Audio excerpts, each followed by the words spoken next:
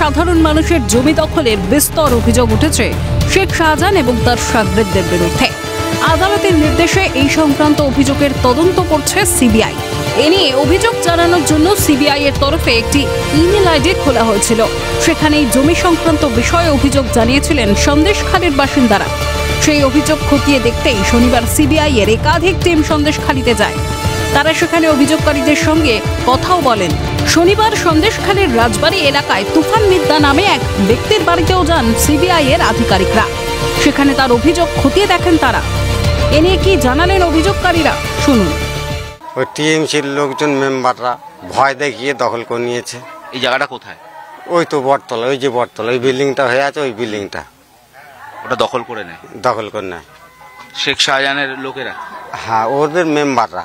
ওদের মেম্বাররা? হ্যাঁ, টিএমসির লোকজন মেম্বার, শাহজাহানের মেম্বাররা দখল করে নিয়েছে ভয় দেখিয়ে। হ্যাঁ, বন্ধু বান্ধব দেখিয়ে ভয় দেখিয়ে আমাদের কাছে জায়গাটা নিয়ে নিয়েছে। তবে শুধু সাধারণ মানুষের জমি বাড়ি দখল করেই ক্ষান্ত থাকেনি শাহজাহান বাহিনী। সন্দেশখালীর আগরহাটি গ্রামের শ্মশানও দখল করেছিল তারা। পাশাপাশি দখল করা হয়েছিল সরকারি খালও। অভিযোগ 2022 সালে খাল এবং শ্মশানের চারপাশে পাঁচিল তুলে দেয় শাহজাহান বাহিনী। খাল বন্ধ করে সেখানে তৈরি করা হয় গেস্ট হাউস। শনিবার সাধারণ মানুষের অভিযোগ খতিয়ে দেখার পাশাপাশি ওই খাল এবং শ্মশানও পরিদর্শন করেন সিবিআই এর আধিকারিকরা। এ নিয়ে কি জানালেন অভিযোগকারীরা, শুনুন। সরকারি খাল ছিল এটা। এটা খাল ছিল? হ্যাঁ, আর ওইটা শ্মশান।